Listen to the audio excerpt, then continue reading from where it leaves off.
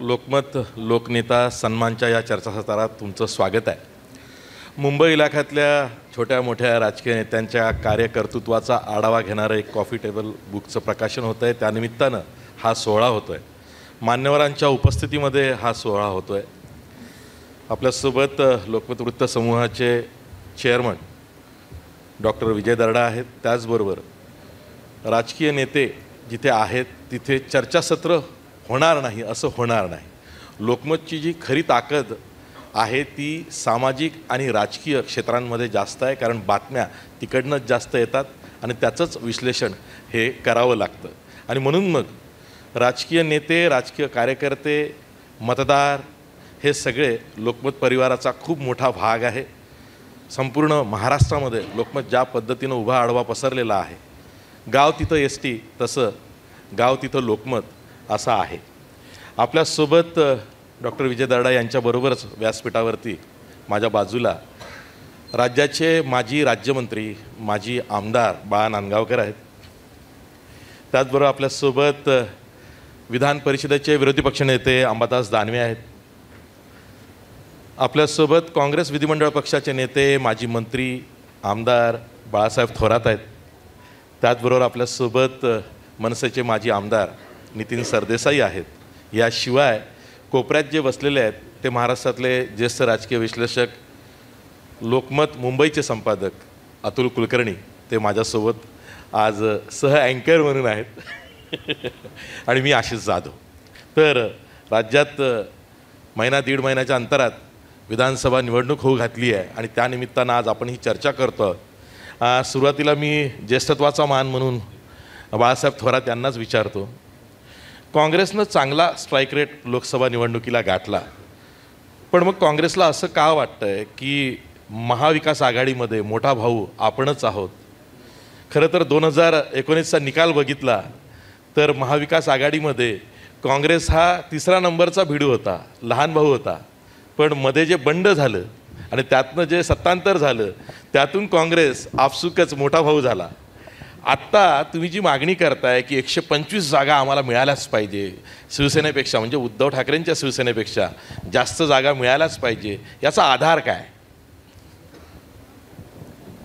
पहिलं तर लोकमतचे आभार मानतो की आपल्या सगळ्यांना इथे एकत्र आणलं एका व्यासपीठावर. खरं म्हणजे लोकशाहीमध्ये घटनेनंच पक्ष दिलेत, मतमतांतर दिले, सत्ताधारी दिलं, विरोधी पक्ष दिले, पण आता ते व्यक्तिगत पातळीला द्वेषापर्यंत जाऊन पोहोचलं या 5 वर्षात आपण पाहतो. अशा वेळेस लोकमत असं आहे की सगळ्यांना एका व्यासपीठावर आणून एकत्र बसवतो आहे, याचा आनंद निश्चितपणे मला आहे. खरं म्हणजे आशिष यांनी जो प्रश्न विचारलेला आहे, काँग्रेस, खरं म्हणजे मी काही आता बोलून माझ्यावर काय मला चॅनल चालवायचं नाही आहे, पहिलं लक्षात ठेवा. परंतु काहीतरी वेगळं बोलल्याशिवाय चॅनलच चालत नाही, हे खरं आहे. परंतु हे खरं आहे की आम्ही एकत्र आहोत, महाविकास आघाडी म्हणून एकत्र आहोत. कदाचित पूर्वी काही वेगळं झालं असेल, परंतु आता लोकसभेच्या निवडणुकीमध्ये काही चित्र स्पष्ट झालेलं आहे आणि काँग्रेसनं सुद्धा चांगल्या पद्धतीनं यश हे मिळवलेलं आहे. मोठा भाऊ, लहान भाऊ असं आम्ही काय म्हणत नाही. महाविकास आघाडी हाच शब्द आम्ही वापरतो. सगळे भाऊ आम्ही एकत्र आहोत आणि एकत्र पद्धतीनंच काम आम्ही करणार आहोत. आणि मला खात्री आहे की ज्या पद्धतीनं आम्ही काम करतो आहोत त्याचं यश हे विधानसभेमध्ये सुद्धा आम्हाला खूप चांगलं यश देऊन जाईल याची खात्री मला वाटते आहे. एवढंच या निमित्तानं सांगेन. आणि त्यामध्ये काँग्रेसचा सहकार, जे काँग्रेसचा समावेश असेल किंवा त्याचं योगदान जे असेल महाराष्ट्रामध्ये आघाडीच्या यशामध्ये, ते सुद्धा चांगलं राहील आणि आम्ही एकत्र पद्धतीनंच हे यश मिळवू, हे या निमित्तानं मी सांगू इच्छितो. बाळासाहेब थोरात किती मुरलेले राजकारणी आहेत हे तुम्हाला दिसलं असेल. त्यांना विचारलं होतं 125 जागा मागितल्यात, हे खरं आहे का? ते दिलं सोडून आणि आम्ही कसे भाऊ आहोत वगैरे हे छान सांगितलं. हे आता हा 125 आकडा तुम्ही आणला कुठून? ही शोध पत्रकारिता केली कशी? आमचं जाऊ द्या, तुम्ही सांगा किती मागणार. हे असं आहे की आम्ही तिघं असलो तरी आमचा प्रयत्न असा असतो की आपल्या आपल्या पक्षाला चांगलं यश मिळवणं आमची जबाबदारी असते. त्या दृष्टीनं आम्ही जागांची मागणी करतो आहोत. आम्हाला असं वाटतं की आमच्या इतक्या जागा हे चांगलं यश मिळू शकतात आणि म्हणून आम्ही आग्रह धरतो की इतक्या नाही, जागा इतक्या असाव्यात. म्हणजे परंतु एका विचारानं शेवटी काय असं का यामध्ये जे आमचं सूत्र आहे, आम्ही एकत्र बसतो आणि त्या आघाडीच्या बैठकांमध्ये मी सुद्धा असतो आमच्या सगळ्या याच्यामध्ये, तो कोण निवडून येईल हा विचार असतो आणि त्यामुळं जागा 125 काय किती जादा मागता येण्यासारख्या असतात, परंतु त्या मागण्याला काही अर्थ नसतो. शेवटी यश कितीला मिळणार तुमचं आणि यशस्वी होणाऱ्या जागा कोणत्या आहे यालाच महत्त्व आहे. त्यामुळं 125 आकडा कुठून आणला हे मला माहीत नाही, परंतु काँग्रेसचा यामध्ये चांगला वाटा राहील आमच्या यशामध्ये आघाडीच्या, एवढंच मी सांगतो. मी जागांबद्दलच प्रश्न विचारला होता, मुख्यमंत्री पदाबद्दल नाही. मुख्यमंत्रीपदाबद्दल मी बोलणार नाही काही. नाही, तुम्ही सर्वे करताय, आत्ता आमचे चेअरमन विजय बाबू हे बोलले सर्वेविषयी, पण तुमचं काम आम्ही सोपं केलेलं आहे. हे लोकनेता म्हणून जी निवड केली आहे ही आम्ही निवड केलेली आहे आणि हे तिकिटाला पात्र आहेत सगळे, त्याच्यामुळे तुम्ही यांचा नक्की विचार करू शकता. म्हणजे तुमचा त्रास कमी करायचं काम आम्ही केलेलं आहे. नाही, मी जवळपास थोडे सोडले तुम्ही सगळ्यांना, तुमचे जे आता पुरस्कार देतात त्यांना ओळखतोय आणि प्रत्येकाचं कोणत्या पक्षाचं असो त्याचं काही ना काही योगदान त्या भागात आहे हेही माझ्या लक्षात येतं. बरेच पाहिल्यानंतर म्हणजे मी इथं सांगण्याचं, परंतु प्रत्येकानं काही ना काही योगदान दिलेलं आहे. म्हणजे आपण पाहिलं स्नेहल आमची काँग्रेसची होती, यांच्याकडे गेली नंतर आणि मला न विचारता गेली. तुम्ही त्यांच्यासोबत गेले ना. परंतु आमचे मित्र होते, काँग्रेसचे नेते होते, माणिकराव जगताप, त्यांचं निधन झालं, पावसाळा होता, त्यांच्या पूर्णपणे पाणी भरलेलं होतं. अशा वेळेस ती सगळी परिस्थिती तिचं याच्याकरता मला कौतुक कायम वाटतं राहतं की अंत्यविधीनंतर तिनं लगेच लोकांच्या मदतीकरता गावामध्ये गेली, महाडमध्ये गेली. यावेळी हे म्हणजे हे प्रत्येकाचं काही ना काही असं वैशिष्ट्य आहे. त्याशिवाय मला हे कळतं की तुम्ही ज्या अर्थी देता त्या अर्थी खूप बारकाव्यानं काही ना काही तुम्ही निरीक्षण केलेलं आहे. याशिवाय तुम्ही इथं वर बोलावणार नाही लोकमत, याची खात्री मला आहे. स्नेहल जगताप इथे आहेत कुठेतरी. हे हे हे वैशिष्ट्य आहे आणि म्हणून तुम्ही आज मिळेल, उद्या मिळेल, संधी कधीतरी मिळत राहते, काम करत राहावं लागतं. आताच तिकीट मिळेल असं नाही, कदाचित पुढच्या वेळेस मिळेल. थोरात साहेब, तिकीट आहे की नाही माहिती नाही अजून तुम्हाला. थोरात साहेब, तुम्ही इथे ज्येष्ठ आमदारही आहात, म्हणजे 1985 पासून तुम्ही सलग विधानसभेवरती आहात. लोकसभा निवडणूक ही बॅटल ऑफ परसेप्शन झाली, त्यातच काँग्रेसला चांगलं यश मिळालं. विधानसभा निवडणूक जी आहे ती तुम्ही कशी बघता? तिथे कोणते निवडणुकीचे मुद्दे राहतील खास करून की जे चर्चेत नाही आहेत, पण ते फॅक्टर राज्यातली निवडणूक म्हणून महत्त्वाचे राहतील असं वाटतंय? हे खरं आहे की आता तरी विधानसभेतला सगळ्यात ज्येष्ठ मी 8 वेळेस निवडून गेलेलो आहे, सलग 8 वेळेस आणि चढत्या लीडनं परत. एक लक्षात ठेवलं पाहिजे की लोकसभा आणि विधानसभा याच्यात बऱ्याच वेळा खूप फरक होतो. लोकसभा जी चालते ती एकंदर देशाचं जे वारं असतं त्याचा प्रभाव हा लोकसभेच्या निवडणुकीवर कायम पडत असतो आणि त्यामुळं कधी कधी मतदारसंघामध्ये वेगळं चित्र निर्माण झालेलं दिसतं. त्या कालखंडातले ते प्रभाव जे असतात केंद्राच्या संदर्भातले किंवा देशाच्या पातळीवरचे ते पडतात. विधानसभा मात्र ही त्यापेक्षा वेगळी असते. विधानसभेमध्ये लोकसभेला कदाचित लोक कोण उमेदवार पाहणार नाही, विधानसभेच्या वेळेस मात्र उमेदवार हा कोण आहे याकडं पाहिलं जातं, त्याच्या कामाकडं पाहिलं जातं, त्याच्या व्यक्तिमत्वाकडं पाहिलं जातं, त्याचे सातत्य काय, किती कामामध्ये सातत्य यामध्ये लोकांचं लक्ष असतं आणि तो किती आपल्या कामाशी किती निगडीत आहे, जवळीक आहे, हे सर्व पाहिलं जात असतं माझ्या मते. त्यामुळं प्रश्नांमध्ये सुद्धा खूप फरक होतो. जसं देश पातळीच्या निवडणुकीमध्ये वेगळे प्रश्न असतात, तसे राज्य पातळीच्या प्रश्नामध्ये मात्र जवळचे प्रश्न जे असतात नागरिकांच्या ते जास्त प्रभाव करत असतात. राज्याचं जे वातावरण आहे त्याचाही निश्चितपणे विचार, राजकीय विचारसुद्धा त्यामध्ये असतो, मी नाकारत नाही, त्याच्यामुळे तो विचारसुद्धा होत असतो. त्यामुळं यावेळेस जे 5 वर्षाचं घडामोडी ज्या लोकांनी पाहिलेल्या आहेत त्या खूप प्रभाव करून जाणारे असं माझं मत आहे. यावेळेस नागरिक त्या ज्या घडामोडी झाल्या, महाराष्ट्रातले 5 वर्ष कसे गेले, दोघांची सत्ता त्यामध्ये आली, त्या दोघांच्या सत्तेमध्ये काय फरक होता, त्यांच्या कोणत्या कृती वागणं आपल्या संस्कृतीला महाराष्ट्राचा योग्य आहे का नाही, ह्या सगळ्या गोष्टी म्हणजे त्या उमेदवाराच्या व्यक्तिमत्वाबरोबर त्याच्या कामाबरोबर राज्यात जे घडलेलं आहे, ज्या पद्धतीनं चाललेलं आहे, याचा सुद्धा प्रभाव हा निश्चितपणे या निवडणुकीमध्ये दिसणार आहे असं माझं मत आहे. त्या बारकाव्याने लोक त्याचा माहिती घेत असतात आणि समजत असतं. पारावरचा माणूससुद्धा फार हुशार असतो हे लक्षात ठेवलं पाहिजे. तो बरोबर जे नेमकं असतं ते त्याला समजत असतं. आणि सोशल मीडिया हे याचे प्रभाव जे वाढलेले आहेत त्याबरोबर कॉमन सेन्स हा खूप स्ट्रॉंग आहे लोकांचा, आपल्या विशेषतः ग्रामीण आणि शहरी माणसाचा पाहिला, सामान्य असला तरी त्याचा स्ट्रॉंग आहे. तो निर्णय देत असताना अनेक गोष्टी बारकाव्यानं पाहत असतो.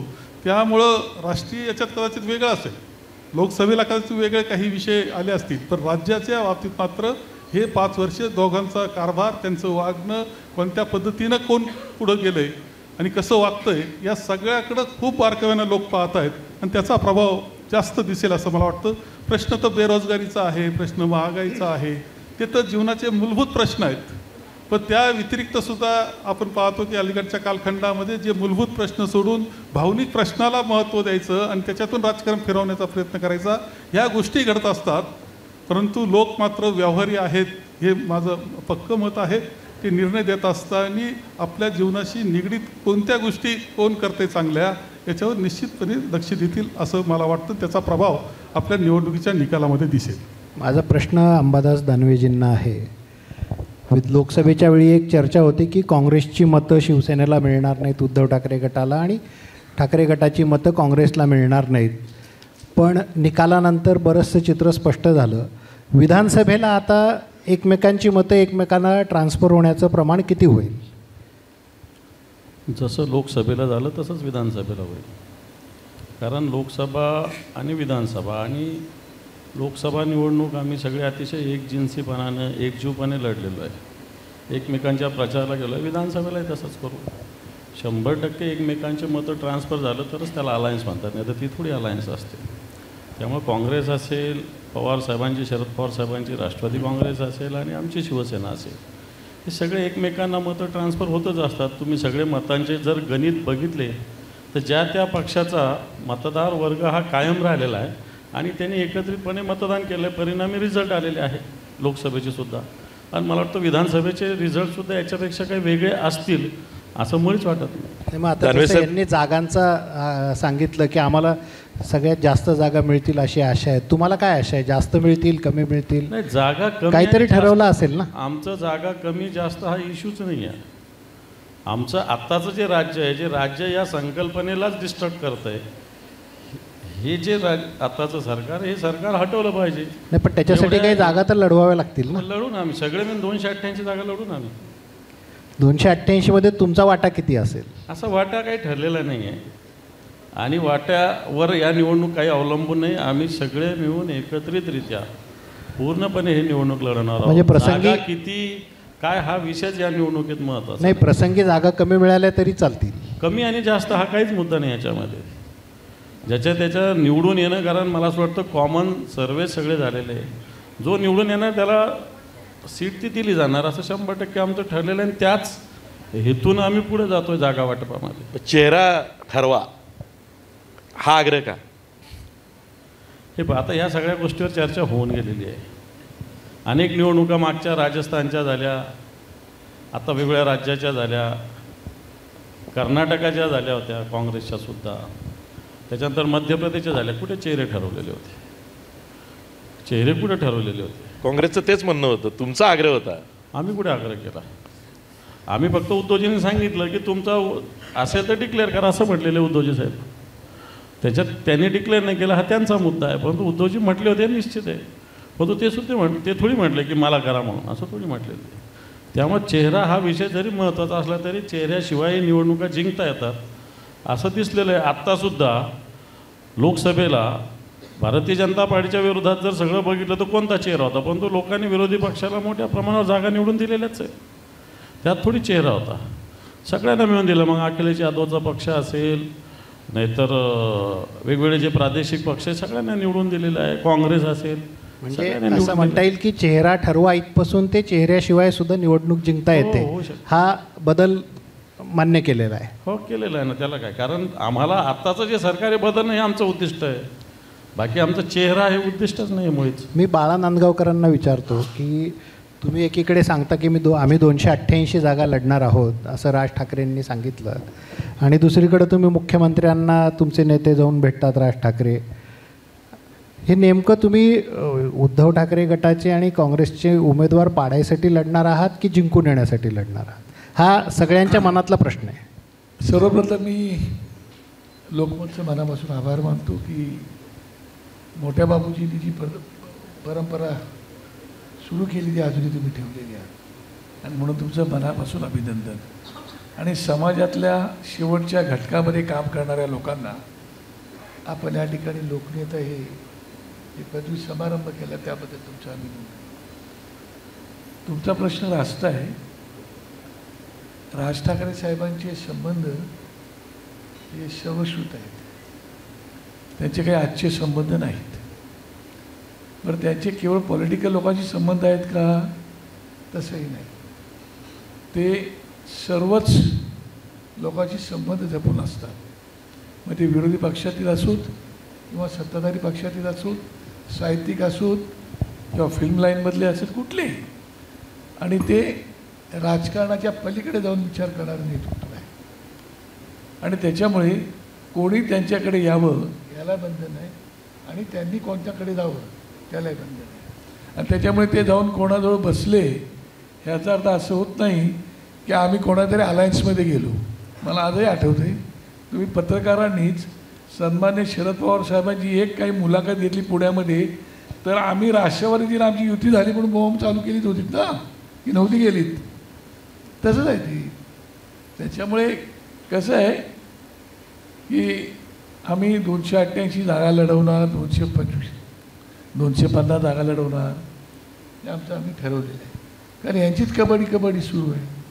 ह्यांनाच कळत नाही काय करावं नाही ते. आणि आता ह्यांच्या कबड्डीमध्ये आम्ही कुठं घुसणार. त्यामुळे काय आहे, पहिली गोष्ट राज ठाकरे नेहमी असं म्हणतात, बाळासाहेब आता बोलले की विरोधक हे जिंकत नसतात, सत्ताधारी पक्ष करत असतो. कारण सत्ताधारी पक्षाच्या काही पॉलिसीज असतात, काही ज्या गोष्टी असतात त्या लोकांना आवडत नाहीत आणि म्हणून विरोधक जिंकतात. त्याच्यामुळे सत्ताधारी पक्षाने जर बरोबर भान ठेवून जर सगळं केलं तर ते कंटिन्यू करतात. बाळासाहेबांचं उदाहरण समोर आहे. 8 टर्मचे आमदार आहेत, काम करतात लोकांचं म्हणून निवडून येतात. तर विरोधक आहेत ना त्यांचे. तर मला माहिती आहे, नगर जिल्हा मी 14 वर्ष सांभाळलेलं आहे, तेव्हा मला माहिती आहे काय असतं ते. आणि त्याच्यामुळे आम्ही सगळ्यांसोबत संबंध जपून आहोत. त्यामुळे तुम्ही काय अर्थ लावायचा तर तुमचा अधिकार आहे, लोकांना अर्थपूर्ण आहे. हाच विषय घेऊन मी तुमचा प्रबळ मित्र हां नाही आणि प्रभावी शत्रू, की ज्यापासून तुम्हाला असं वाटतं की मनसेला धोका आहे आणि ज्यापासून तुम्हाला असं वाटतं की मनसेला साथ मिळेल, या क्षणी कोण आहे? नाही, आम्ही कसं आहे, राजकारणामध्ये शत्रू कोणाला मानून चालतच नाही. म्हणजे जुन्या शिवसेनेलाही नाही, जुन्या म्हणजे शत्रू मातोश्रीच्या. मला कळत नाही. राजकारणामध्ये शत्रू म्हणून थोडं राजकारण लढायचं असतं. आम्ही तर निवडणूक खेळतो, लढत नाही. मी स्वतः तर खेळतो निवडणूक, ॲज अ स्पोर्ट्समन म्हणूनच खेळलं पाहिजे. आता शत्रू कसं मानायचा कोणाला? माझं म्हणणं आहे की राजकारणामध्ये प्रत्येकजण आपापला पक्ष कसं मोठं करायचं ते ठरवत असतो. प्रत्येक पक्षाला जिंकायचं असतं, प्रत्येक पक्षाला आपला पक्ष वाढवायचा असतो आणि त्याची भूमिका चुकीची नसतेच. त्याप्रमाणे आम्ही आमचा पक्ष वाढवायचा प्रयत्न करतो आहे, आमची पक्षाला घेऊन आम्ही पुढे जाण्याचा प्रयत्न करतो आहे. पण शत्रू असे संबंधच येत नाही. ते आमचेही मित्र आहेत. तुम्हाला माहिती आहे, महाराष्ट्राची परंपरा फार वेगळी आहे. आम्ही सभागृहामध्ये एकमेकांवर कितीही तुटून पडलो तरी सभागृहाच्या बाहेर आम्ही एकमेकांचे अत्यंत जवळचे मित्र आहोत. बाळासाहेब मला जेवायला बोलवतात, मी बाळासाहेबांकडे जेवायला. मी पक्ष म्हणून विचार महाराष्ट्राचं मी सांगतो मनसे. तुम्हाला. त्याच्यामुळे महाराष्ट्र नवनिर्माण सेनेचे शत्रू कोणी नाहीत. आम्हाला आमच्या डोळ्यासमोर या महाराष्ट्राच्या समस्या ह्याच आमच्यासाठी शत्रू आहेत. तुमचे सगळे पर्याय उघडे आहेत. बिलकुल नाही, मला त्याला अनुषंगानेच नितीनजींना प्रश्न विचारायचा आहे की तुम्हाला या विधानसभा निवडणुकीमध्ये तुमचा खरा मुकाबला हा उद्धव ठाकरे शिवसेनेसोबत आहे की एकनाथ शिंदे शिवसेनेसोबत आहे की भाजपसोबत आहे? सर्वप्रथम मी इथं आम्हाला निमंत्रित केल्याबद्दल अशा पुरस्कार सोहळ्याला लोकमत समूहाचे आभार मानतो. आणि तुमच्या प्रश्नाचं उत्तर देण्यापूर्वी मला पडलेला एक प्रश्न तुम्हाला विचारतो, त्याचं उत्तर तुम्ही आत्ता द्या किंवा यथावकाश कधीही द्या.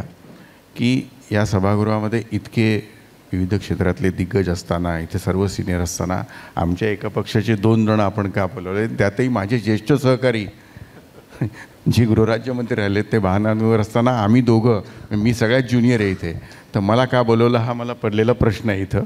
त्याचं उत्तर तुम्ही नंतर दिलं तरी चालेल. आणि आत्ता तुम्ही विचारलं की तुमचा तुम्हाला तुमच्यावर एवढ्यासाठी जास्त प्रेम आहे बोलवलं- असं समजा. नाही, मी तुम्हाला एवढ्यासाठी बोलवलं असं गृहीत धरू की तुम्ही माझ्या मतदारसंघातून उभे राहणार आहात.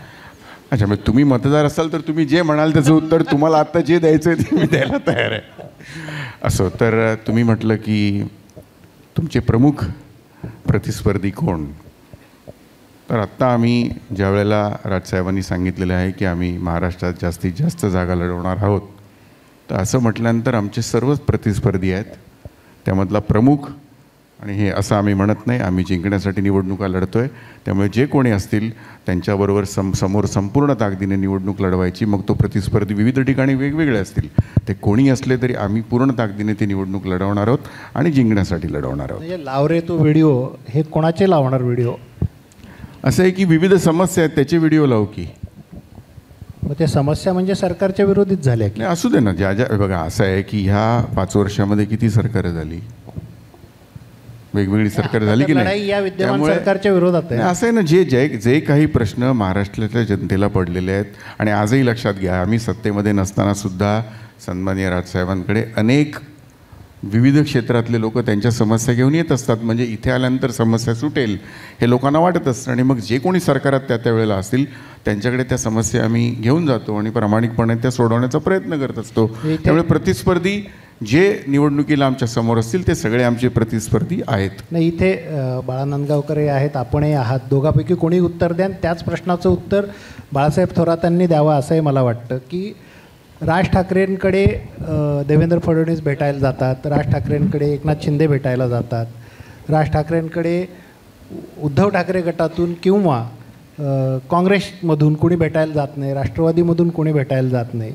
आणि तुम्ही जेव्हा सगळ्या जागा लढवायची गोष्ट करता त्यावेळी मग लोकांच्या मनात प्रश्न असा येतो की तुमची स्क्रिप्ट मेघदूतवरून येते आहे की वर्षावरून येते आहे की तुम्ही ते सांगतील तसे उमेदवार तुम्ही उभे करणार आहात. या ज्या काही चर्चा सुरू होतात, या चर्चेला म्हणावं तसं उत्तर मनसेकडून ठोसपणे दिलं गेल्याचं मी तरी ऐकलेलं नाही. कदाचित माझा कमी संपर्क असेल, पण तुम्ही काय सांगाल याच्या विषय असा आहे तुमच्या उत्तरानंतर बाळासाहेबांनी त्याच्यावर उत्तर द्यावं. विषय असा आहे, तुम्हाला पडलेल्या प्रश्नाचं उत्तर आम्ही का द्यावं हा पहिला प्रश्न आहे. आणि तुम्ही काही अंदाज बांधणार नाही ना, तुम्ही अंदाज बांधणार, तुमचा अधिकार आहे. नाही, तुम्ही अंदाज बांधणार तो आम्ही गृहीत धरायचा. नाही, गृहीत धरा असं आता नाही. मग नाही, मग आम्हाला आता पडलेला नाही, मग प्रश्न आहे. आता उद्धव ठाकरे गेले होते सोनिया गांधीला भेटायचं, मग आता तिथून स्क्रिप्ट येते असं नाही होत हो. असं कसं बोलता तुम्ही? असं नाही होत. त्याच्यामुळे हा एक संबंध असतात.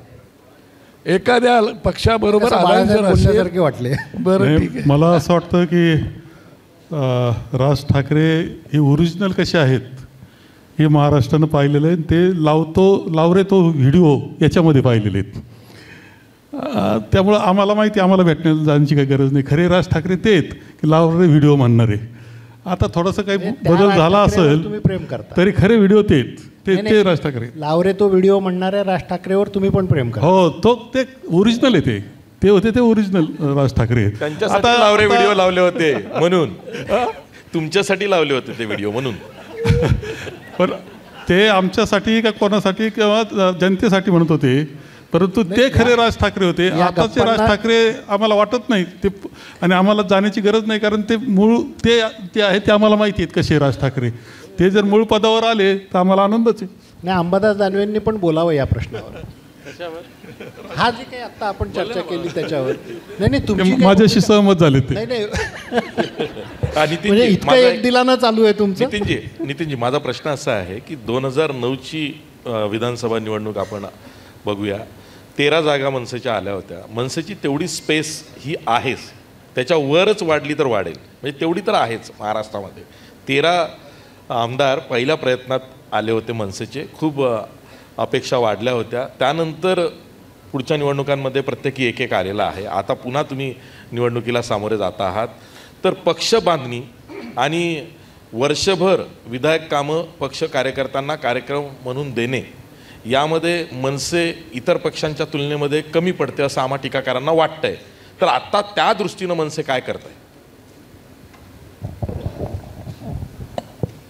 मला नाही असं वाटत.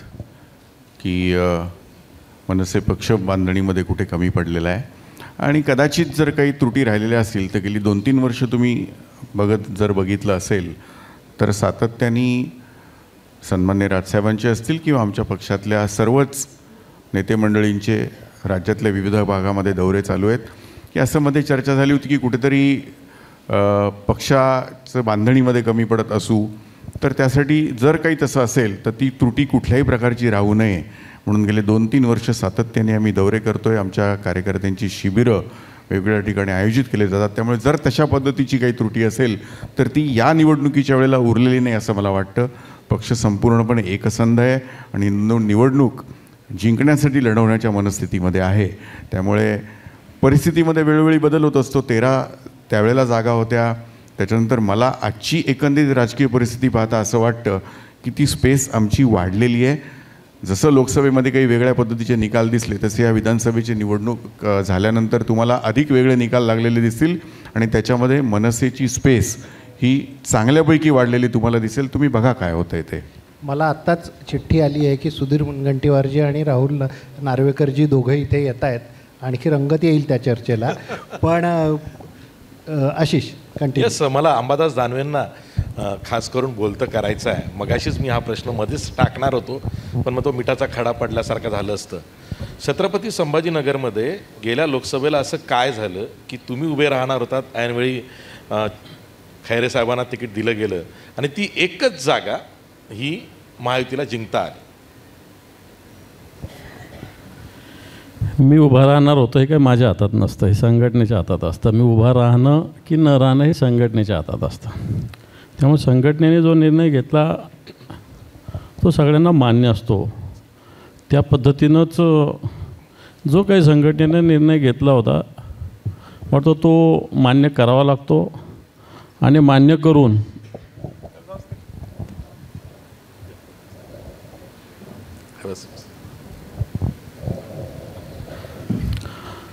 आणि तो निर्णय मान्य करून काम करावं लागतं संघटनेत. त्यामुळे तो निर्णय संघटनेवर अवलंबून असतो, माझ्यावर नसतो. माझी किती जरी इच्छा असली तरी. यस, दानवे साहेब, लोकसभेला 21 जागा लढल्या शिवसेना उद्धव बाळासाहेब ठाकरे या पक्षानं आणि 9 जिंकल्या. आम्हाला असं वाटलं की 3-4 जागा ह्या हातानं गेल्या. त्या ज्या हातानं गेल्या काय कारणं असतील? नाही, मला वाटतं आता त्याच्यावर चर्चा करण्यात काही अर्थ नाही आहे. निश्चित एक 4-1 जागा आणखी काही प्रयत्न झाले असते तर आल्या असत्या. शिवसेना एक 12, 13, 14 इथपर्यंत पोहोचू शकली असती एवढं निश्चित आहे. परंतु मला असं वाटतं आता झालं असतं, केलं असतं, याला राजकारणात काय व्हॅल्यू नाही. संपला विषय. आता पुढच्या ज्या चुका त्यावेळेस झाल्या त्या यावेळेस होऊ नये याची खबरदारी घेणं हे याच्यातच मला वाटतं सगळ्यांचं हित आहे आमचं. मातोश्रींनी तुम्हाला काय चुका आपल्या झाल्यात हे विचारलं का आता तरी? ते काही सगळ्यांसमोर थोडी सांगत असतात. नाही, मी नार्वेकरजी येण्याची वाट बघत होतो म्हणून एक प्रश्न ठेवला होता. अजित पवार हे राष्ट्रवादी काँग्रेस सोडून भाजपसोबत गेले. बाळासाहेब थोरातांपेक्षा बाळासाहेब थोरात खुश झाले पण राधाकृष्ण विखे पाटील थोडेसे नाराज झाले अशी चर्चा होती त्यावेळी. भाजप खुश आहे का अजितदादा आल्यामुळे? सध्या मी तुमच्या भूमिकेत आहे तेव्हा मी उत्तरं देण्यापेक्षा उत्तरं घेण्याच्या भूमिकेत असल्यामुळे मला वाटतं मला सध्या तरी तोच रोल प्ले करते. ते थेट निर्णय देतात. पण मला वाटतं भारतीय जनता पार्टी यांनी सातत्याने सगळ्यांना समाविष्ट करून सगळ्यांना एकत्र घेऊन पुढे जायची भूमिका घेतलेली आहे आणि जे मित्रपक्ष सोबत आहेत त्यांना ह्याची कल्पना आहे आणि त्यामुळे कोणी नाराज असणं तर मला काय असं वाटत नाही. नाही, पण सातत्याने अजितदादांविषयी संघाच्या मुखपत्रातून किंवा अजून वेगवेगळ्या ठिकाणाहून टीका होणं, टिप्पणी येणं आणि अजितदादांमुळे नुकसान होतं आहे असं एक सूर भाजपमध्ये असतो. त्याचं कसं तुम्ही उत्तर द्याल? मला वाटतं सूर हा वेगवेगळा सूर असतो. परंतु आजची परिस्थिती सगळ्यांना माहिती आहे. युती अत्यंत भक्कमरित्या पुढे जात आहे आणि मला वाटत नाही तशी कुठची अडचण युतीत आहे. राहुलजी, तुम्ही बाळासाहेब ह्या प्रश्नाला कसं तुम्ही अजितदादा गेले ते बरं झालं असं वाटतं तुम्हाला? नाही, बाळासाहेब थोरातांना अजित पवार त्यांच्या आघाडीतून गेले ह्याचं बरं वाटतं का असं विचारतोय. मला काय वाटतं याच्यापेक्षाही अजितदादा तिकडे गेल्यामुळं त्यांना काय वाटतं यालाच जास्त महत्त्व आहे. आणि विधानसभेमध्ये आता आपण पाहतो की लोकसभेमध्ये इलेक्शनमध्ये सुद्धा हा विषय महत्त्वाचा ठरलेला आहे. आणि त्यामुळं आतासुद्धा परत चर्चा येत असते का अजितदादा आले आपल्याकडं ते फायदेशीर आहे का तोट्याचं झालं. म्हणजे त्यांना हा प्रश्न विचारलेला चांगला आहे. जर त्यांना तोट्याचं वाटत असेल तर आम्हाला फायदेशीर झालं आहे असं समजावं लागेल. नाही, पण आता अजितदादा परत येतो म्हणाले तर मला वाटत नाही ते फार शब्दाला पक्के असल्यामुळे परत येतील असं. आपल्यासोबत राज्याचे सांस्कृतिक कार्य आणि वनमंत्री सुधीर भाऊ मुनगंटीवार सुद्धा आलेले आहेत. सुधीर भाऊ, तुम्हाला बघता क्षणीच 2 प्रश्न आठवत. त्याच्या आधी आशिष, नाही तुम्हाला बघितल्यानंतर जो प्रश्न चालू होता तोही विचारण्याची इच्छा झाली, जो आम्ही नार्वेकर साहेबांना विचारला होता. प्रश्न असा होता की अजितदादा हे तुमच्यासोबत आले याचा भाजपला फारसा आनंद झाला नाही. हे वेगवेगळ्या प्रतिक्रियांमधून, लेखांमधून हे सातत्याने समोर आलं. एक चर्चा अशी पण आहे की दादांना घेऊन आपलं नुकसान झालं. तर मी बाळासाहेबांना म्हणालो तुम्ही खुश झालात ते तिकडे गेले म्हणून. राधाकृष्ण विखे नाराज झाले, ठीक आहे, तो त्यांच्या जिल्ह्याचा प्रश्न आहे. तुम्ही खुश आहात की कसे आहात, नेमकं तुमची काय भावना आहे? नाही, खरं तर नरेटिव्ह सेट करण्यामधला हा प्रकार आहे की अजितदादा आमच्याकडे आ गए म्हणून आमचं नुकसान झालं, किंवा अजितदादा आ गए तर आमच्या पक्षात कोणी नाराज झाले. खरं तर आमच्या पक्षाचा DNA हा पदासाठी, सत्तेसाठी कधीच राहिला नाही. म्हणून तुम्ही बघितलं असेल की एखाद्या वेळी काँग्रेस फुटेल, पण भारतीय जनता पार्टी सत्तेत नसली तरी आम्ही विरोधात राहू. पक्षात पद मिळालं नाही तरी चालेल. आणि म्हणून आमचा DNA हा सर्वसमावेशक आहे, सामावून घेणारा आहे. कारण आम्हाला प्रत्येक बैठकीत एक गीत म्हणायलाच गावतात, पथ का अंतिम लक्ष्य नहीं है सिंहासन पर चढ़ते जाना, सब समाज को साथ लिए हमको है आगे बढ़ना. आणि म्हणून तुम्ही बघा, नदी समुद्रात येतात, समुद्र नदीत जात नाही. त्यामुळे इतर पक्ष आमच्यात येतील, आम्ही त्यांच्या पक्षात जाण्याचे प्रसंग फार कमी. नाही, पण तुम्ही भलेही काँग्रेस फुटेल असं म्हणालात, पण ती काँग्रेस फुटली नाही. राष्ट्रवादी फुटली, शिवसेना फुटली, काँग्रेस फुटली नाही. नाही, आत्ताच्या सिनेरिओमध्ये विचार, आत्ताच्या सिनेरिओमध्ये नाही फुटली ना, निवडणुकीनंतर फुटेल. कारण आमच्याकडे शोलेच्या अमिताभचा शिक्का आहे, हमने कैसे भी फेका हमी जीतेंगे. नहीं, खड़ा नहीं रहता. सिक्का फेंकने के बाद जीत अमिताभ की होती. वो अमिताभ था, ये अमित भाई है, इतना ध्यान में रखना. यस, तुम्ही अगदी योग्य बोललात सुधीर भाऊ. सुधीर मुनगंटीवार, प्रश्न असा आहे की पक्ष फोडून झाले, आमदार फोडले, आता बूथवरचे कार्यकर्ते सुद्धा फोडा, असा मेसेज तुम्हा सर्वांना अमितभाई शहांनी दिला. याच्या मागे लॉजिक काय, म्हणजे आणखीन काय फोडायचं राहिलं? नाही, मी तुम्हाला सांगतो, बूथवरचे कार्यकर्ते फोडा असं म्हटल्याच गेलं नाही. खरं तर एक गोष्ट खरी आहे की ज्याच्यामध्ये आम्ही कमी पडतो आहे ते म्हणजे अशा पद्धतीने बातम्या सोडण्यामध्ये, ज्याला आमच्या विदर्भाच्या भाषेमध्ये पुड्या सोडण्यामध्ये. याचं कारण सांगतो.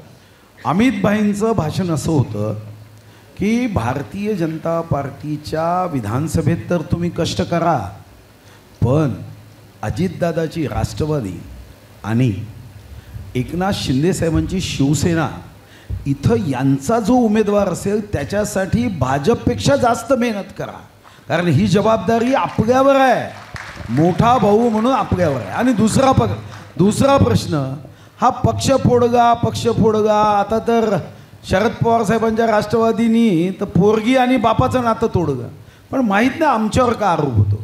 उद्या असं कोणी सांगितलं? एकदा मला आठवतं की असाच कार्यक्रम होता, विखे पाटील साहेब विरोधी पक्ष नेते होते, तेव्हा मी त्यांना सांगितलं की तो दिवस दूर नाही ज्या दिवशी तुम्हाला आमची भूमिका पटली. उद्या कदाचित बाळासाहेबांनाही पटेल.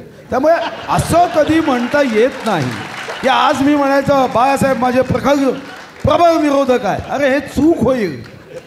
बाळासाहेब तुम्ही नाही, उत्तर मला- दिलं अरे पाहिजे. ज्योत असे ज्योत जगाते जग मला ते माहिती आहे. मित्र असल्यामुळे काही बोलू नाही, मी आता शकतात. म्हणू नका कारण 11 मुख्यमंत्र्याच्या यादीत तुमचंही नाव आहे त्याच्यामुळे आता म्हणू नका पण वो वक्त दूर नाही आता कुठं आहे हो आता खूप लोक आले तुम्ही स्वतः बघतायत यादी वाचायची त्या दिवशी मी घेऊन बसलो तर मला कधी कधी भीती वाटते की आता आम्ही अल्पसंख्य होतो की काय पण नाही ते झाले नाही, ही भावना- नाही नाही, हे खरं आहे.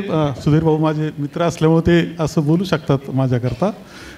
तसं काही होण्याची कधीच शक्यता नाही. आणि हे मात्र खरं आहे की अल्पसंख्याक झालेले आहेत. म्हणजे इतके आम्ही गेलो इतके गेलो की मूळ BJPवाले शोधण्याची वेळ आलेली आहे आता कुठं आहे. हे त्यांनी सुद्धा मान्य केलं. सुधीर भाऊ एक प्रश्न विचारतो तुम्हाला. लोकसभेच्या निवडणुकीनंतर BJPमध्ये चिंतेचं वातावरण निर्माण झालेलं आहे. मग तुम्ही भारतीय जनता पार्टीला अजून समजूनच घेत का नाही. अरे जेव्हा 2 आले तेव्हा चिंतेचं वातावरण नाही झालं. आता तर सरकार आहे काँग्रेसचे 3 टर्मचे एकत्रित काढले 36 पक्षाचे एकत्र केले तरी आम्ही 240 आहोत म्हणजे 36 पक्ष. आता हे म्हणणं योग्य नाही पण 36चा आकडा थोडा बरा मानत नाही. 36 पक्ष एकत्र येऊन 240 आले नाही. आम्हाला चिंतेचं वातावरण काय. विश्वगौरव देशगौरव गरीबो के मसीहा नरेंद्र मोदीजी पुन्हा प्रधानमंत्री झाले आहे तेव्हा चिंतेचं वातावरण आम्हाला नाही आहे.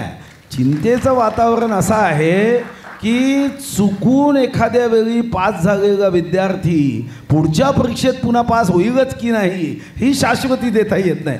आम्ही तर मेरिटवाले आहो. एखाद्या वेळी ससा हारला म्हणून काही सदा सर्वदा कासव जिंकेल असं नाही. एकदा हारला नंतर जेव्हा जेव्हा स्पर्धा झाली तेव्हा तेव्हा कासव पराभूत झाला. तेच आता लोकसभेत आणि विधानसभेत होणार आहे. मी पुन्हा सांगतोय की हमारे पास शोले का सिक्का है हम कैसा भी फेकेंगे तो जीत हमारी. सुधीर भाऊ हा प्रश्न मी आवर्जून विचारतो. सुधीर भाऊने काय म्हटलं की आमच्याजवळ शोलेचा सिक्का आहे अमिताभ छाप आणि कसा जरी आम्ही फेकला तरी तो आमच्या घरातच पडणार आहे. कसा जरी फेकला तरी आमच्याच घरात ते पडणार थोडक्यात आहे. सुधीर भाऊ, फार महत्वाचा चित आणि बी मेरी पट बी मेरी असं तो झालं. वाया कुठूनही हो तो घरात ये. नाही आपण मुख्यमंत्री पदाबद्दल बोललात असं यांच्याकडे आहे की भरपूर- आत्ताच महाविकास आघाडीचे AB फॉर्म घेणारे कितीतरी इच्छुक हे आत्ताच संपर्कात आहे. तुम्ही यायच्या आधी ते तर ते हे नंतर आहे. सांगत होते भाजपचे अनेक जण आमच्या संपर्कात नंतर आहेत. हे तर गेले 2.5 वर्ष सांगत होते की आमच्या सोबत 26 आमदार येईल. तुम्ही बघितलं असेल की शरद पवार साहेबांचे राष्ट्रवादीचे नेते सांगत होते अजितदादाचे आमदार आमच्या संपर्कात आहे. संपर्कात त्यांच्या लक्षातच आले नाही की अजितदादाचे लोक तर एवढे हुशार होते की त्यांच्याशी गोडगोड बघायचे ते फसायचे. एकही आमदार अजून फुटका नाही. भाजपचे आमदार फोडायचा विचार केला इतके वर्ष झाले. आमदार तो सोडा त्या आमदाराचा कोणी ड्रायव्हरही फोडू शकले नाही. नाही तुम्ही अजित पवारांचा उल्लेख केला सुधीर भाऊ म्हणून विचारतो की त्याच अजित पवारांनी असं सांगितलं मध्यंतरी की आमच्यामध्ये अस्वस्थता आहे आणि तुम्ही लवकर निर्णय घ्या जागा वाटपाचा नाही तर माझ्याच पक्षातले अनेक जण परत शरद पवारांकडे जायच्या मानसिकतेत आहेत. हे त्यांनी गंभीरपणे सांगितलं. काही माध्यमांशी मन मोकळं करतानाही त्यांनी हे सांगितलं. कोणाची नावं नको आपण इथं जाहीरपणे घ्यायला. हे किती दिवस हे असं तुमचं चालणार आहे. नाही तुम्ही जे सांगताय ना त्याच्यानंतर व्यक्तिगत मी त्यांना विचारलं की दादा तुम्ही असं का म्हणाले. काहीच भावना काहीच नाही कोणी फुटणार नाही म्हणजे लवकर जागा वाटप व्हावं कामाला लागता येईल एवढ्या हेतूने मी सांगितलं. बाकी काहीही त्याच्यामध्ये अडचण नाही. माझा अजितदादाशी चांगला संवाद आहे. अच्छा म्हणजे सांगितलं हे तरी एवढं तरी नाही खरं आहे. सांगितलं म्हणजे ते म्हणाले की लवकर काम व्हावं. आपल्याला लोकसभेच्या पार्श्वभूमीवर विधानसभेमध्ये आपला धोका नाही आहे. हा महाराष्ट्राला धोका होईल. महाराष्ट्राच्या प्रगतीला धोका होईल. महाराष्ट्राच्या विकासाची गती कमी होईल. म्हणून इथं कुठेही कोण आमदार कोण खासदार कोण मंत्री कोण मुख्यमंत्री हा भावच नाही आहे. तुम्ही बघितलं का की आमच्यापैकी कोणी असं म्हणताय एखादा कार्यकर्ता उत्साहाने एखादा बोर्ड गावत असेल पण आमच्यापैकी कोणीही असं म्हणताना तुम्हाला दिसणार नाही. जे बाकी पक्षामध्ये आत्ता मोठ्या प्रमाणावर हा आग्रह केला जात आहे विशेष करून महाविकास आघाडीमध्ये किंवा मुख्यमंत्री आमचा जागा पाहिजे आमच्यातच दिसतंय का तुम्हाला. दिसणारही नाही. नाही सुधीर भाऊ आपण म्हणाला ठीक आहे पक्षात ती भावना नसते. पक्ष जो निर्णय देईल तो मान्य होतो वगैरे हे सगळं ठीक आहे. आधी देश मग पक्ष नंतर मी बरोबर आहे. पण व्यक्तिगत एक प्रत्येकाची मानसिक इच्छा असते. पोलीस अधिकाऱ्याला वाटतं की मी CP व्हावं, वरच्या अधिकाऱ्याला वाटतं मी DG व्हावं, सेक्रेटरीला वाटतं मी चीफ सेक्रेटरी व्हावं. तुम्हालाही वाटत असेल ना आपण मुख्यमंत्री व्हावं म्हणून? तुम्ही पहा ना, आता आपल्याकडे काही जेव्हा स्वाईन फ्लू वगैरे येतात तेव्हा वॅक्सिन देतात की नाही, की स्वाईन फ्लूपासून स्वतःचा बचाव करावा. आमच्या पक्षामध्ये अशा इच्छा निर्माण जेव्हा होतात दर 3 महिन्यांनी त्याचे वॅक्सिन देशभक्तीचे दिले जातात. 13 वैभव अमर रहे मा हम दिन 4 रहणार आहे. नमो मातृभूमी जिथे जन्मभूमी, नमो आर्यभूमी जिथे वाढगोमी, नमो पुण्यभूमी जियेचाच कामी, पडो देह माझा सदा ती नमिमी, नमस्ते सदा वत्सगे मातृभूमी. त्यामुळे आपण जो विचार असा आमच्या मनात दूरपर्यंत विचार येत नाही, आणि कधी आलाच ना दर 3 महिन्यांनी बरोबर त्याची छटाई होत राहते. त्यामुळे हा विचार दिलं जातं. राहुल नार्वेकर. मुख्यमंत्री पदाची इच्छा व्यक्त केली की त्याला वॅक्सिन दिलं जातं. मुख्यमंत्री पदाचीच नाही, दर 3 महिन्यांनी अभ्यास वर्गात नुसतं मुख्यमंत्री पदाच्या प्रजातीचंच जात नाही, कोणत्याही प्रजातीचं असं जे पक्षाला अहितकारक आहे असं बीज आलं की त्या बीजाला तिथंच थांबवलं जातं. मी अंबादास दानवे साहेबांना छत्रपती संभाजीनगरला निघायचं आहे. जाण्यापूर्वी, कारण त्यांचं फ्लाईट आहे, जाण्यापूर्वी मी त्यांना एक शेवटचा प्रश्न, त्यांच्यापुरता शेवटचा प्रश्न विचारतो. सुधीर भाऊ जे काही बोलले ते आपण ऐकलेलं आहे. ह्याच्यावर तुमच्या उद्धव ठाकरे शिवसेना पक्षाची काय भूमिका आहे? तुमच्याकडे असं काही वॅक्सिन वगैरे दिलं जातं का? मला असं वाटतं लोकसभेला स्वतः सुधीर भाऊ पराभूत झालेले आहेत, मोठ्या मतानं पराभूत झालेले, आणि बोलबचन म्हणून सुधीर भाऊला सगळे ओळखतात. आता यांनी जे सांगितलं ते राहुलजीला त्या प्रार्थना येतात का सांगायच्या, एवढंच मला विचारायचं आहे. बाकी ते स्वतः बोलत आहेत, स्वतः सगळ्या प्रार्थना 13 वैभव रहे मा वगैरे, नमोत्सव अमर रहे मा, सगळे ते बोलतात. हे राहुलजीलाच येतात का येतात हा माझा प्रश्न आहे. कारण ते सुद्धा मला असं वाटतं एक एवढा एक माझा प्रश्न आहे. त्यामुळे सुधीर भाऊ एक बोलत असतात. सुधीर भाऊ किती सिनियर लीडर आहेत, पण आज कितव्या नंबरवर त्यांचं भारतीय जनता पार्टीमध्ये स्थान, कितव्या नंबरवर आहे हा विचारला पाहिजे. अशा शुभेच्छा देऊ शकता ना तुम्ही? यांनीच घेतलं एकट्याने, बाकीच्यांनी नाही घेतलं. यांनाच येतात ते वॅक्सिन. बाकीच्यांना कुठं वॅक्सिन दिलं? यांनाच वॅक्सिन. असं आहे, अंबादास दानवे भारतीय जनता पार्टीत होते, हे माहीत आहे ना. मग शिवसेनेत गेले, कारण हे फक्त स्वतःच्या स्थानाचा विचार करतात, मी राज्याच्या स्थानाचा विचार करतो, एवढाच फरक. राहुल नार्वेकर. मला असं वाटतं राज्याचा स्थानाचा विचार करत असताना मी पुन्हा तेच रिपीट करेल. आज त्यांनी अमित भाई सांगितलं 31 जिंकले ना. आम्ही किती जिंकले? 9 जिंकले ना. 30-35 जागा लढून 9 जिंकले ना भारतीय जनता पार्टी या महाराष्ट्रात. आणखी काय हाल करायचे भारतीय जनता पार्टीचे? युती आम्ही शिवसेना भाजप एकत्र असताना 40, 42, 44 जागा जिंकायचे, 9 वर आले. आणखी काय भारतीय जनता पार्टीचे हाल झाले पाहिजे? राहिले विधानसभेत करून टाकू हाल. त्यांचं जास्त या जे हाल झालं ना याचंही उत्तर निश्चितपणे विधानसभेच्या निवडणुकीनंतर अंबादास दानवेजी, आणि हेही काही बाहेर जास्त दिवस राहणार नाही आहे. परंतु एक मिनिट, माझा प्रश्न आहे, तुमचा मूळ प्रश्न होता शिवसेनेत असे इंजेक्शन मिळतात का? त्याचं उत्तर गेल्या लोकसभेत आपल्याला मिळालं आहे. अंबादास दानवेजींनी ज्या प्रकारे आपल्या खैरेंना तिकीट मिळाल्यानंतर शांततेचं इंजेक्शन घेतलं, त्यातून हे इंजेक्शन वेळोवेळी शिवसेनेत पण दिले जातात, ह्याचं जिवंत उदाहरण आपल्याला मिळालं. एक मात्र ह्या चर्चेतून लक्षात आलं की सगळ्यांकडे कुणाकडे वॅक्सिन आहे, कुणाकडे इंजेक्शन आहे. सुधीर भाऊ, अजून काही आहे का कुठले डोस वेगळे? बुस्टर डोस वगैरे काही? एखाद्याची इच्छा तीव्र झाली तर त्याला काही बुस्टर डोस वगैरे? ती विधानसभेनंतर. हे विधानसभा अध्यक्ष सांगतात. मी थोडंसं मध्ये थांबवतो. अंबादास दानवेजींना फ्लाईट आहे आणि आपण जे पुस्तक केलेलं आहे त्याचं कॉफी टेबल बुक, त्याचं विमोचन करायचं आहे. तर मी सर्व मान्यवर एकत्र आहेत, तर आपण त्या पुस्तकाचं विमोचन करू आणि नंतर आपण कार्यक्रम पुढे चालू. आपण आता प्रकाशन करतो एक कॉफी टेबल बुक, लोकमत, लोकनेता, सन्मान याच्यामध्ये समाविष्ट करण्यात येणाऱ्या सर्व सन्मानार्थ.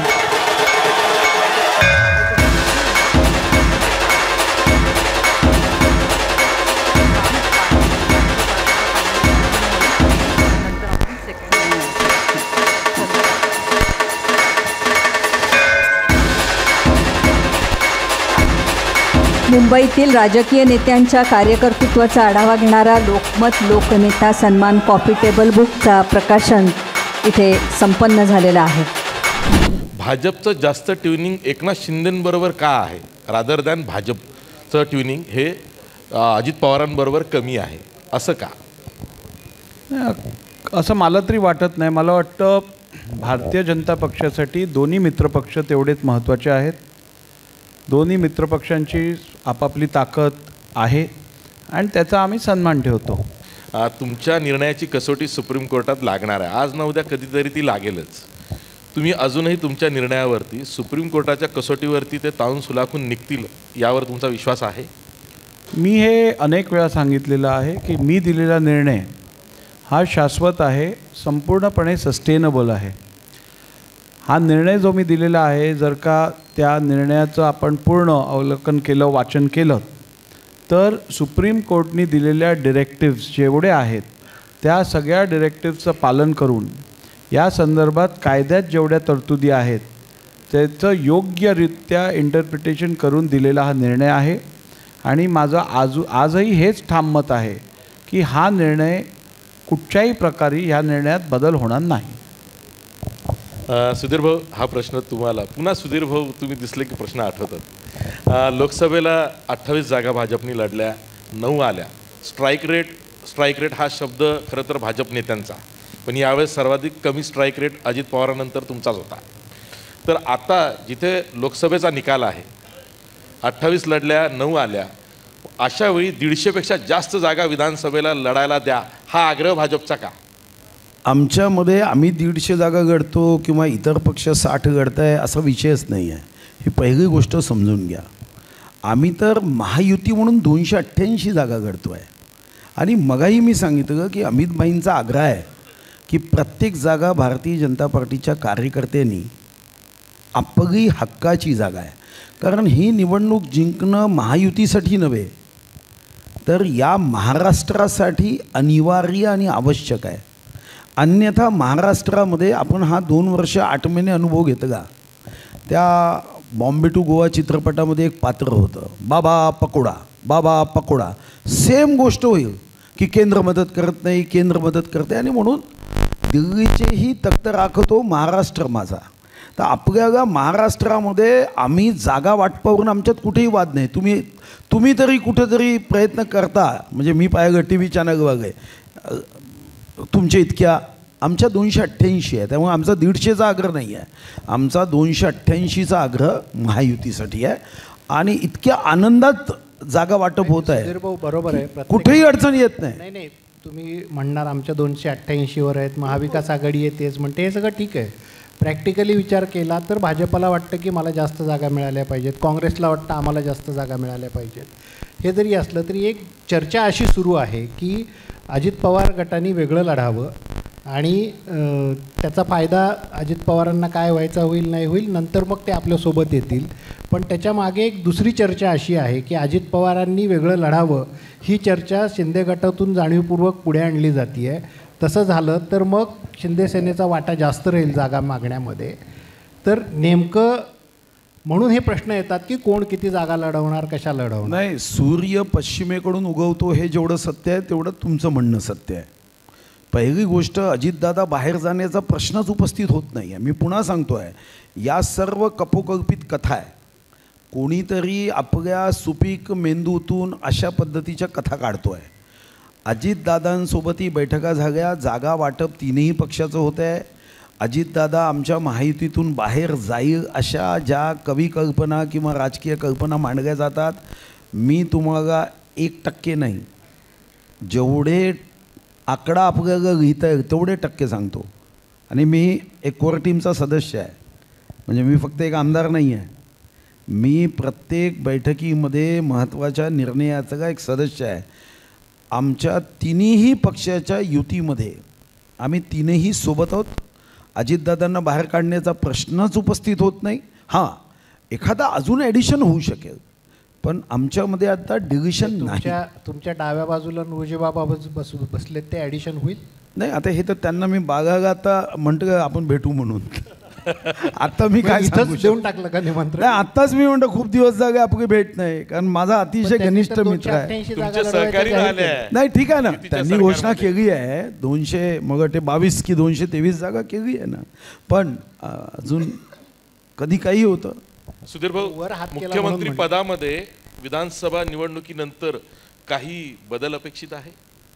नाही, असा आहे, हा निर्णय मी पुन्हा सांगतोय की कोणी अशी स्वतःची इच्छा व्यक्त करत नाही आहे. पण एक गोष्ट खरी आहे की भाजपचं म्हणत नाही मी, ऐकतोय, मुख्यमंत्री म्हणूनच पदाविषयीच म्हणतो. मी पुन्हा तेच सांगतोय की भारतीय जनता पार्टीचा मुख्यमंत्री, राष्ट्रवादीचा मुख्यमंत्री किंवा शिंदे साहेबांचा मुख्यमंत्री असा भाव आत्ता कुठेही नाही. अमित भाईंनी अतिशय स्पष्टपणे सांगितलं की महायुतीचा मुख्यमंत्री हा भाव ठेवा.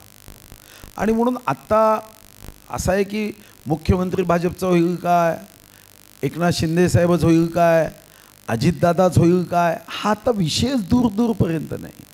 पहिलं लक्ष अर्जुनासारखं आहे की सरकार आणलंच पाहिजे, आणि ते महायुतीच्या साठी नाही, महाराष्ट्रासाठी आणलं पाहिजे. आणि म्हणून मला वाटतं की तुम्ही जो प्रश्न करताय की आमच्यामध्ये काही कोण मुख्यमंत्री होईल, एक तर हा घोषित करणे किंवा नाव सांगणे हा माझा अधिकारच नाही. म्हणजे कोणी होऊ शकतं असं म्हणू आपण? नाही, कोणी होण्याचा विषयच नाही. ते तर अमितभाई सांगतील की यांना मुख्यमंत्री करायचं आहे, किंवा आमचे आमदार निवडून शिंदेसेना आणि आल्यानंतर. राष्ट्रवादीच्या बाबतीतही अमितभाई शहाच निर्णय घेतला. मी महायुतीचे नेते म्हणून तिन्ही पक्षांनी अमितभाईंना नेतृत्व दिलं आहे. महायुतीचे नेते, महायुतीचे प्रमुख सल्लागार हे अमितभाईच आहे. त्यामुळेच हा प्रश्नच उपस्थित होत नाही.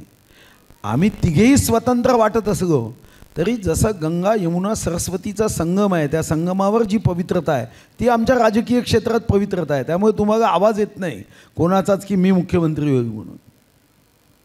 मी बाळासाहेब थोरातांना विचारतो की सुधीर भाऊ जे सांगतायत की मुख्यमंत्री पदाचं काही नाही, आम्ही महायुती म्हणून लढणार आहोत आणि सगळे एकच आहोत, अमित शहा ठरवतील नंतर, तुमच्याकडे असं काही ठरलंय? काँग्रेस ठरवणार किंवा सोनिया गांधी ठरवणार? एक गोष्ट लक्षात घ्या की सुधीर भाऊ खरं म्हणजे खूप नाराज आहेत. एक तर ते महसूल खात्याचे खरा अधिकार त्यांचा होता, तो आम्ही काढून घेतला. खरे अधिकार त्यांचा होता, तुमच्या प्रेमापोटी बोलतोय. परंतु नगर जिल्ह्यानं काढून घेतला म्हणतात. आम्ही काढून घेतलं, हे पहिलं आहे ते. दुसरी गोष्ट अशी की आमच्याकडे खरं आहे का मुख्यमंत्री, आमचे कार्यकर्ते म्हणतात हा मुख्यमंत्री तर कार्यकर्त्यांचा अधिकार असतो, ते बोलतात. आता महायुतीमध्ये मात्र त्यांनी आता चर्चा सुरू केली पाहिजे या विषयावर, परंतु विरोधी पक्ष नेता कोण होणार याची चर्चा त्यांनी सुरू करायला हरकत नाही आता. आणि हरकत नाही, कोणी सुधीर भाऊ कमीत कमी ते तरी घ्या विरोधी पक्ष नेतेपद, तेवढ्या तरी शुभेच्छा आम्ही तुम्हाला देऊ शकतो. मी बाळा नांदगावकरांना एक प्रश्न विचारतो की आत्ता नितीनजी सुद्धा म्हणाले की आमचा स्ट्राईक रेट चांगला राहील, आमच्या जागा चांगल्या निवडून येतील. उद्या जर सरकार बनवायची वेळ आली कोणालाही, महाविकास आघाडीला असेल किंवा महायुतीला असेल, ज्यांचं कोणाचं सरकार बनेल त्यांना, तर तुम्ही त्या सत्ताधारी पक्षासोबत जाणार आहात की तुम्ही काही वेगळी भूमिका घेणार आहात? मला वाटतं की समविचारी पक्षासोबत नेहमीच विचार करावा लागतो. आणि आम्ही आमच्या पक्षाने हिंदुत्व घेतलेलं आहे. हिंदुत्व घेतल्यामुळे समविचारी पक्ष जो आहे त्या पक्षासोबतच आमची भूमिका. हिंदुत्व घेतलंय कारण आम्ही नाही ऐका अतुल ऐक, आम्ही बाळासाहेबांचे फॉलोअर्स आहोत. बाळासाहेबांच्या विचारांना तिलांजली अजून तर आम्ही दिलेली नाही, देणार पण नाही. शक्य नाही, ते रक्तामध्ये आमच्या बाळासाहेबांचं भिनलेलं आहे. आता त्यांच्यातच जर नाही ते राहिलं तर आम्ही काय करणार त्याला. पण आम्ही हिंदुत्व घेऊन जाणारे लोक आहोत. त्यामुळे फक्त 2019चा जेव्हा लावरे व्हिडिओ केलं नाही, त्यावेळेला लक्षात घ्या, या देशामध्ये सन्मान्य नरेंद्र मोदी साहेब हा देशाचे पंतप्रधान व्हावेत म्हणून भूमिका राज ठाकरेंनीच सर्वप्रथम मांडली होती. 2014ला मांडली होती, कारण ते जाऊन ते बघून आले होते. त्यांनी भूमिका मांडली. जेव्हा त्यांना वाटलं की काही मला जरा पाहिजे, ते देशासाठी दिसत नाही. त्यांचे वैयक्तिक काय होतं का त्यांचं, त्या लावरे व्हिडिओमध्ये स्वतःचं वैयक्तिक काय होतं, जे होतं ते देशासाठी काय केलं की नाही केलं याच्यामुळे तो लावरे व्हिडिओ होता. त्यावेळेला यांना गुदगुल्या झाल्या होत्या. केवढे खुश होते NCP वगैरेवाले, बाळासाहेब वगैरे. आणि आता नाही. म्हणून असा विषय नाही. आमची विचारधारा वेगळी आहे. आम्ही आमच्या विचारधारेने चाललेलो आहोत. ते म्हणूनच म्हणाले की लावरे व्हिडिओ म्हणणारे राज ठाकरेच त्यांना आवडतात. हा, मग मी कुठे नाही म्हणालो. 2019 आणि ते खरे राज ठाकरे आहेत असं म्हणाले. मी सुधीर भाऊ एकच शेवटचा प्रश्न, पुन्हा तेच सुधीर भाऊ दिसले की प्रश्न आठवतात. सुधीर भाऊ, मनसेनी महायुतीमध्ये येऊन लढावं की मनसेनं भाजपसोबत छुपा समझोता करून लढावं, मनसेनं वेगळं लढूनही नंतर पुन्हा महायुतीचा विचार करावा, कुठला ऑप्शन तुम्हाला चांगला वाटतो? असं आहे, याचा निर्णय लोकमतच्या मंचावर होत नाही, लोकमत काय आहे याच्यावर होतं आणि मग त्याचा विचार करून निर्णय होईल. मी आता समारोपाकडे येतो. आपली ही चर्चा आम्ही अशी किती वेळ गप्पा मारत बसू, पण शेवटी वेळेची मर्यादा आहे. मी समारोप करताना आपल्या सगळ्यांनाच एक एक मिनटं आपण समप करावा आपल्याला काय वाटतं आणि निवडणुकीच्या अनुषंगाने तर आपण शेवट करावा. सगळ्यांनी आपली आपली मतं मांडावीत शेवटची आणि आपण थांबूयात. बरं ठीक आहे. बाळासाहेब थोरात आणि सुधीर भाऊ आणि अध्यक्ष हे तिघं एक एक मिनटं बोलतील. नाही, पहिलं तर तुमचं ज्यांना हा सन्मान मिळतो आहे त्यांचं अभिनंदन मी करतो आहे की तुम्ही जे काम करता आहात त्याची नोंद एक मला कळलेलं आहे की लोकमतजवळ जे इन्फ्रास्ट्रक्चर खाली आहे गाव पातळीपर्यंत त्यामधून खूप बारकाव्यानं माहिती त्यांना घेता येत असते. मी बऱ्याच वेळा बसतो दादाजींबरोबर, राजनजी भाऊबरोबर बसतो किंवा विजय भाऊबरोबर बसतो आणि त्यांचं कळतं की त्यांचे निवडणुकीचे अंदाजसुद्धा बरेच बरोबर येत असतात, कारण त्यांना खालीपर्यंत त्यांची माहिती असते. मला दोन गोष्टी फक्त आपल्याला या निमित्तानं सांगायचं आहे की राजकारण आपण करतो ते सत्तेकरता म्हणून करतो. सत्ता असतेच, कारण महत्त्वाकांक्षा ही साहजिकपणे असते. किती म्हटलं सत्तेकरता नाही पदाकरता नाही, ते असते, ते काय नाकारता येत नाही. तर सत्ता म्हणजे काय आणि सत्ता वापरली कशी पाहिजे असं जर मला विचारलं तर आपल्या विभागात जिथं आपण काम करतो तिथे सर्वात सामान्य कुटुंब आहे, त्या कुटुंबाच्या जीवनामध्ये आपण काय परिवर्तन करू शकलो. एखादी मोठी इमारत बांधली, मोठं उद्घाटन केलं मतदारसंघामध्ये म्हणजे खूप प्रगती झाली असं नाही होत. तर गरीब कुटुंबामध्ये आर्थिक विकास त्याचा कसा केला, त्याच्या मुलांचं शिक्षण कसं झालं, त्यांचं राहणीमान जीवनमान बदललं का नाही, ते बदलू शकलो आपण तर आपण खरं राजकारण केलं असा अर्थ आहे.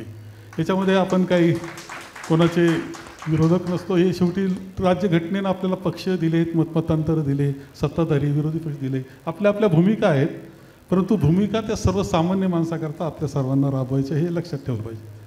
दुसरं एक गोष्ट मी तुम्हाला सगळ्यांना सांगेल सहज म्हणून की नेतृत्व कशाला म्हणायचं. नेतृत्व आता असं झालं आहे की लोकांना पटेल तसं वागणं, म्हणजे तुम्ही कुठेही घाण करा, फक्त निवडणुकीत घाण करू नका, असं जे आता सध्या आपण पाहतो ते काय नेतृत्वाचं लक्षण नसतं. नेतृत्व हे असं असतं, आता मी शेतकरी भाषेत सांगेल, शेतकरी मंडळी बरीच आहे तिथे, थोडी शहरी असली तरी शेतकरी बरीच आहे, की एखादा शेतकरी आपल्या शेताला जेव्हा पाणी देत असतो ते वाफे असतात आणि वाफ्या दंडाने पाणी त्या प्रवाहात करून देत असतो, त्यावेळेस तो पाणी बरोबर त्या वाफ्यात जाईल याची काळजी घेत असतो. कधी असं हातानं व्यवस्थित वारं देतो आणि पाणी बरोबर वाफ्यात घालतो, कधी एखादी गळती लागली त्याला तर टाचीना मारतो. नेतृत्वाची जबाबदारीसुद्धा नेतृत्व म्हणून आपण ज्यावेळेस काम करत असतो त्या समाजाला कुठंही कसं व्हा असं नाही, त्याला बरोबर व्यवस्थित पद्धतीनं त्या वाफ्यामध्ये नेणं, सगळ्या पिकाला पाणी देणं, तेव्हा ते पीक जोमदार येणार असतं. त्यामुळे कधी कठोर वागावं लागतं, कधी प्रेमानं वागावं लागतं, परंतु उद्देश मात्र ते पीक चांगलं आलं पाहिजे, म्हणजे आपली प्रगती चांगली झाली पाहिजे, मतदारसंघ असेल किंवा जनता याच्यात चांगलं जीवनमान मिळालं पाहिजे, याकरता काम करणं हे नेतृत्वाची जबाबदारी असते. त्यामध्ये कधी कठोरतासुद्धा असली पाहिजे. फारच लोक सवंग प्रियतेच्या मागं आपण लागलो तर ते योग्य होत नसतं, इतिहास त्याचा नीट होत नाही. कदाचित कठोरतेमुळं अडचणी निर्माण होतील, परंतु इतिहास त्याची नोंद चांगली घेत असतो असं मला वाटतं. आणि मला खात्री आहे की तुम्ही सगळेजण खूप चांगल्या पद्धतीने काम करता, म्हणूनच हा आपला सन्मान आहे. तुम्हाला या निमित्तानं पुढच्या कार्याकरता मी शुभेच्छा इथे देतो आहे. सुधीर भाऊ, या ठिकाणी दैनिक लोकमत समूहाला मी सर्वप्रथम अभिनंदन कर सदिच्छा देतो, शुभकामना देतो. दैनिक लोकमत फक्त वृत्तपत्र एवढ्या शब्दापुरता मर्यादित न राहता आपल्या नावाप्रमाणे जनतेचं प्रतिनिधित्व, त्याचं प्रतिबिंब विविध कार्यक्रमातून मी अनेकदा बघितलं आहे. आणि हेही खरं आहे की राजकारण हे या देशाच्या प्रगतीमध्ये एक महत्त्वाचं साधन आहे. आणि राजकीय क्षेत्रामध्ये जे लोक काम करतात त्यांनी एक खुणगाठ मनाला बांधून घेतली पाहिजे कि हमारा लक्ष्य चुनाव जीतना नहीं होना चाहिए, गरीब किसान का दिल जीतना ये हमारा लक्ष्य होना चाहिए. आपल्याला कोणी आग्रहपूर्वक राजकारणात या असं कोणी म्हणताना मी बघितलं नाही. म्हणजे मी तरी माझ्या मनाला विचारतो की कोणी माझ्या घरासमोर आंदोलन केलं नाही की तुम्ही राजकारणात आलंच पाहिजे. आपण हे मिशन म्हणून स्वीकारलं आहे. मग मिशन म्हणून स्वीकारलं असेल तर योगी अरविंद म्हणायचे, जो भी काम करो वो ईश्वर की अर्चना समझकर करो, जूता भी पॉलिश करना है तो ऐसा चमकाओ कि अपने चेहरे को हम देख सके. अनेकदा मनात ही भावना येते की मेरा देश सुधारना चाहिए. मी अनेक राजकीय नेत्यांना सिंगापूर, दुबई किंवा विदेशात जाऊन आल्यावर इथं सहज पत्रकारांशी गप्पा करताना बघतो. ते म्हणतात की आमचा देश सुधारला पाहिजे. आमचा देश तेव्हा सुधरेल की जेव्हा मी स्वतः सुधरेल. आपल्याला स्वतःपासून याची सुरुवात करावी लागेल. जब मैं सुधरूंगा तोही तो देश सुधरेगा. पण दुर्दैवाने आपल्याकडे सर्वात मोठी अडचण हीच आहे की बाकी सब सुधारना चाहिए, मैं जहाँ हूँ वहीं रहूँगा. आणि म्हणून राजकीय नेत्यांनी स्वतःपासून याची सुरुवात केली पाहिजे. आणि राजकीय नेत्यांना ज्योत से ज्योत जगाते चलो, प्रेम की गंगा बहाते चलो. मी फक्त शेवटची एक गोष्ट सांगेल की कदाचित निवडणुकीमध्ये हार जीत हे तात्कालिक असते, पण एक गोष्ट की जेव्हा आपण गरिबांची किंवा राजकीय क्षेत्रातून जो वंचित आहे, जो अतिशय आवश्यक ज्याला मदतीची गरज आहे त्याची सेवा करतो ना, कदाचित आमदार होईल की नाही मला माहीत नाही, खासदार होईल की नाही मला माहीत नाही, पण पुढचा जन्म अतिशय उत्तम होईल. कारण यामधला जो आशीर्वाद आहे तो जगातला सर्वश्रेष्ठ शक्तिदायक टॉनिक आहे. 1000 पतंजलीचे च्यवनप्राश खाल्ल्यानंतर जी शक्ती येत नाही ती गरिबांचा आशीर्वाद मिळावा नक्की येते. आणि राजकारण हे आशीर्वाद मिळवण्याचं सर्वात मोठं साधन आहे. आपल्याला खूप सदिच्छा, शुभकामना या जन्मासाठी आणि पुढील जन्मासाठी. धन्यवाद. सुधीर भाऊ, आपण निवड समितीत आहात, कोअर कमिटीत आहात असं म्हणालात. लोकमतनी जे हे लोकनेताची निवड केलेली आहे, तुमचं काम आम्ही सोपं केलेलं आहे. ही यादी आम्ही तुम्हाला देतो. तुम्हाला याच्यात अनेक उमेदवार मिळतील, त्यांचा तुम्ही विचार नक्की करा, त्यांनाही चांगलं वाटेल. आपण सगळे इथे आलात आणि आमच्या प्रश्नांना उत्तरं दिली. मी आपल्या सगळ्यांचं मनापासून आभार मानतो.